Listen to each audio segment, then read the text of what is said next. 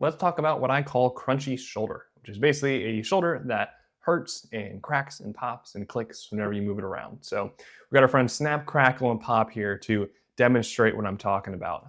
Quickly, if you don't know me, my name is Dr. Brandon Lonstein. I'm a physical therapist and strength coach and founder of Rugged Rehab, which is a business that helps occupational athletes fix and prevent their pain. So occupational athletes basically meaning tradesmen, military service members, first responders, etc. I'm actually in the military myself. So the agenda for this video, first we're gonna be talking about the two causes of crunchy shoulder, and then we're gonna talk about the step-by-step plan to fix the most prevalent cause that I see.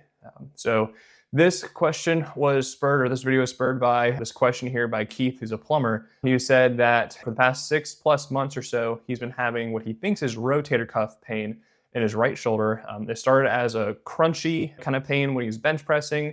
He laid off, but still any sort of pressing movement irritates it. So basically rest isn't helping. He also has pain with any sort of raise with his arm extended. So I imagine that to be like a dumbbell lateral raise sort of movement. So that is the question that spurred this video. Again, Keith, thank you for submitting your question, and let's jump into it. So causes of crunchy shoulder. First thing I just want to throw out some stipulations. First is that this is going to be for non-traumatic pain or injuries. So if you had a big trauma where your shoulder dislocated and now it crunches and pops, that's different. We're still talking about, man, it just kind of came on out of nowhere. I'm also specifically talking about crunchy shoulder that is painful. So if your shoulder pops and clicks, but you don't have any pain at all, you don't have any issues, then it's actually not something to worry about. Don't overdiagnose yourself. But that's another topic for another video. And then finally, another stipulation is that this crunchiness isn't with a new activity. For example, if you never bench pressed in your life, but then you went and you bench pressed and you felt crunchiness when you did it, it probably just your form that needs to be corrected. So we're specifically talking about, hey, I was bench pressing and now all of a sudden I got this crunchiness and I got this pain going on. What gives? So the true root cause is essentially poor internal mechanics. I'm gonna hop over to another screen real quick and show you what that means. So if you see the shoulder here, poor internal mechanics means that this ball part of the joint is not moving against the socket in the way we want. It's suboptimal in some sort of way. And something unique about the shoulder is that we can see that there's actually a roof here on top of our joint. And oftentimes we get what's called impingement, which is the ball of this bone touching into the top roof part of the scapula. So whenever we raise our arm to a pressing movement, or anything with our arm, what happens is if you got your scapula here, you got your socket, and you got the ball, the head of the humerus here, ideally, whenever we raise our arm up, there's really two motions going on. Motion one is roll. So what that means is this bone here is rolling against the scapula. And then motion two is there's actually also a glide. Because if I only rolled, I would get impingement very quickly. But if I roll and I glide down at the same time, that means I can raise my arm up way higher before I get to that point of impingement. So a lot of times people lose that glide for a couple reasons, which we're going to get into. So to jump into that, like I say here, these next two causes of poor internal mechanics are going to be a percent contribution of each. It's not one or the other. Oftentimes it's like 80% is this cause and 20% is that cause. So the first is joint inflammation or stiffness. And then the second is poor stabilizer activity. So let's jump into why those two things contribute to poor internal mechanics and what you can do about it. So first, with joint inflammation and stiffness, what is it? So as you can see here, we have this joint capsule that surrounds that entire joint I just showed you. Basically this piece of cartilage that just wraps all the way around, and you got fluid inside of there. And basically what's happening is either that capsule is stiff or there's inflammation within this joint that's causing essentially, again, that loss of glide, the loss of ability for the ball to glide well on the socket. Now, how do we diagnose this? This is going to be diagnosed by assessing your response to joint mobilizations. So this is a case where we actually have to essentially try the treatment and see what the response is. And you should notice an immediate response most of the time. If not immediate, you definitely will notice a response within the next few days. There's going to be no superficial swelling. So when I'm saying inflammation, don't think that, oh, I should notice that like my shoulder's like ballooned up. No, that's not the case. This is deep within the joint. You won't even know that you have it. And then also an MRI is often unable to detect it. Honestly, people aren't really aware of this, but a lot of times MRIs aren't as helpful as we think they are. This is an example of that, where MRI really doesn't pick up subtleties like stiffness of a capsule or minor amounts of fluid in that joint space. Rest may help this kind of pain, the joint inflammation or joint stiffness, but it really doesn't fix it. And this is contrary to a lot of other stiffness you're going to get in your body, or a lot of inflammation you're going to get in your body. Let's say, for example, you sprained your ankle and your ankle ballooned up. We all know that that swelling with time will go down. Swelling inside of a joint really doesn't. And the same thing with the stiffness. We kind of have to work it out in order for it to get better. Sometimes you'll work it out by yourself, just doing day-to-day activities, but often you don't. So I'm going to make another video talking more about joint inflammation and stiffness. If I come back here, I mentioned that these are the two causes of poor internal mechanics. There's kind of a percent contribution of each. I would say that this is the lower percent contribution if I had to make an overall kind of average assessment. And it's just kind of a whole nother topic and beast to jump into. So I'll make another video in the future talking about that specifically. How do we go through that treatment process or the diagnostic process? But now let's jump into the poor stabilizer activity. So that other cause of poor internal mechanics. So with this, there's also two causes. There's two tissue causes. First is going to be labral degeneration. So if we hop back over to our anatomy, right now I got the labrum specifically highlighted. So you see it's the green part right here. Here is the whole socket of the joint. The labrum is basically a ring around it that acts to help to suck the ball of the bone into the socket. It keeps it nice and secure. So with time, you can have labral degeneration, where the labrum just gets little tears in it, not even an acute traumatic tear, just small chronic tears build up. That's a normal part of aging and living a human life. So that can be one of the causes of the poor stabilizer activity. And then rotator cuff deficits are the other tissue cause. So specifically what we mean here is either tendon degeneration, which is a similar process as a labrum, kind of just happens naturally. You also just have poor strength, and you can have poor neuromuscular control. So this is where we get really in the weeds, but this is important to make a difference here, because some people have great strength, but they don't have the mind-muscle connection to turn on the rotator cuff when it's needed. So you can think of it as, hey, I got training wheels that are really, really strong, but I can't put the training wheels on when they're needed. So the two things matter. It has to be strong and it has to turn on when it needs to turn on, basically. So if I show you the rotator cuff over here, you're going to see that it does actually a very similar job as that labrum. So for the rotator cuff, we got 4 different muscle groups. We got the supraspinatus up here, the infraspinatus there, the teres minor. If I rotate around, we got the subscapularis. You can see that the tendons here, all the insertions are doing the same thing. So they're taking the ball of the bone and we're sucking it into the joint to keep it strong and secure and stable. That way things glide properly. If the rotator cuff or the labrum aren't doing their job, then that means thing's all kind of loosey-goosey. There's extraneous movement happening. Which then brings me to my next point, which is, what can you do about this? So there's really 2 things you can do. One is strengthen the rotator cuff. That's what RTC means. And the other one is to improve rotator cuff neuromuscular control. That's NMC. And the reason we can really only focus on the rotator cuff is because the labrum is a passive tissue. Really the only thing that can fix that is surgery. But something to know is that labral tears that are the result of gradual wear and tear actually has very poor surgical outcomes. They have done studies where they compare surgery to physical therapy alone, and physical therapy actually does better. So that's something to know, is that if this is, again, non-traumatic, like we talked about in the stipulations, then there's really no need to even focus on the labrum. The only thing you can control is the rotator cuff, because again, it basically does the same job. Luckily, people have very, very good results by strengthening the rotator cuff and working on neuromuscular control. You don't need your labrum to be 100% healthy in order to not have shoulder pain. So the rest of this video is going to be talking about how do we do those 2 things. 1, how do we strengthen the rotator cuff? And then 2, how do we increase and improve neuromuscular control? And I'll get into a little bit in a second, kind of phases there. But first, with strengthening, dosage would be, you'd want to pick 1 to 3 good rotator cuff strengthening exercises, which we'll get into in a bit. You'd want to do 3 to 6 sets of each. And you want to be going to near failure. And this is a huge, crucial point that most people get wrong. Most people, they do physical therapy exercises and they do baby versions of it. They do exercises to just like 10 reps until it starts to feel a little tired and they stop. But if you're trying to work on strength for the rotator cuff, it has to be the same way you'd work on strength for any other muscle group. That means loading it up with as much weight as you can handle and getting it to near failure between rep ranges of about 6 to 12. And you want to be doing this 2 to 3 times a week. Again, it's strengthening, so you shouldn't be able to do it every single day. You should be sore the next day.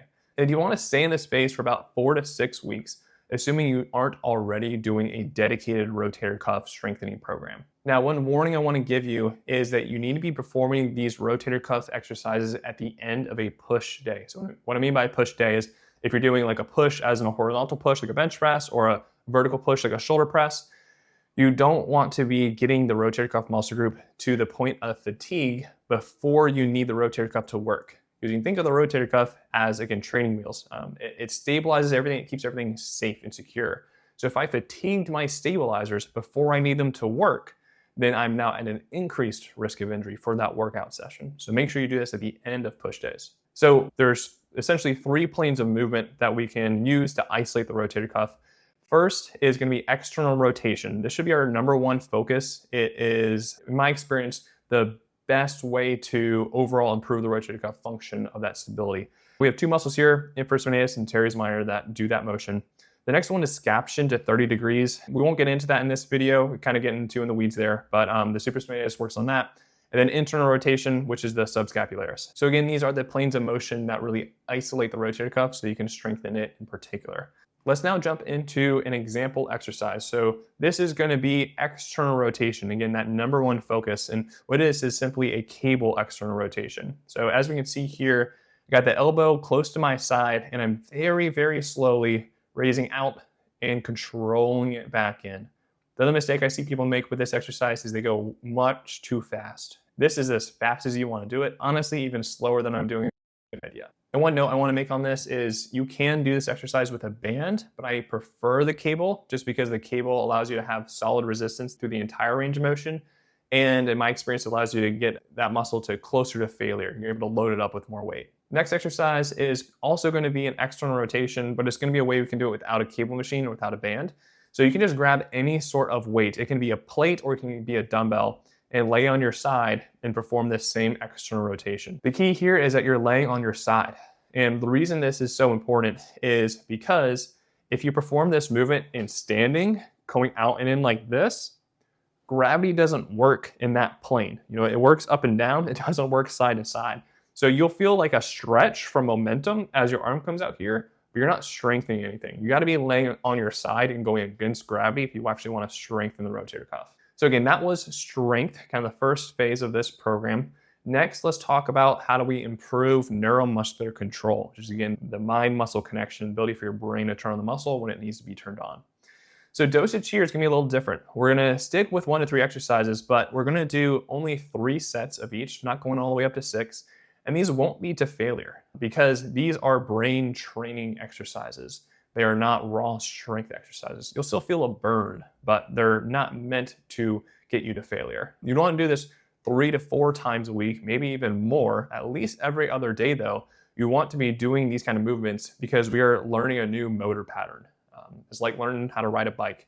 You'd want to do that as often as possible so your brain remembers and learns what to do. You want to stay in this space for only about 2 to 4 weeks. It won't take too long in order to see a significant amount of improvement here in neuromuscular control. So for exercises, you can basically just think dynamic movements. You can go search on Google like dynamic rotator cuff exercises, and there will be a million different exercises that you can look into and try out yourself. But I'm just going to give you 2 examples of what a dynamic movement is.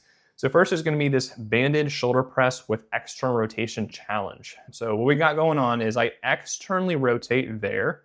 So you can see that movement I just did from here to here was that external rotation. So I started with a little bit of a row, just kind of get myself in position, but then I externally rotated, which was the same thing as down here. So I got that external rotation and now I'm going to maintain that as I press in the air. So that band is wanting to pull me down, and I'm saying, no, I'm gonna keep my arm up as I do that press. And this one, I actually do prefer the band over the cable. You can try it out yourself, but I feel like with the band, I get better resistance trying to pull me down than I do with a cable machine. The cable machine, sometimes it can kind of like stick in its groove. With a band, you'll get better resistance here. And then the next one's gonna be a dumbbell bench press with an external rotation challenge. So similar idea. So that first one, we were training the brain's ability to turn on the rotator cuff muscle group as I moved my arm through a range of motion.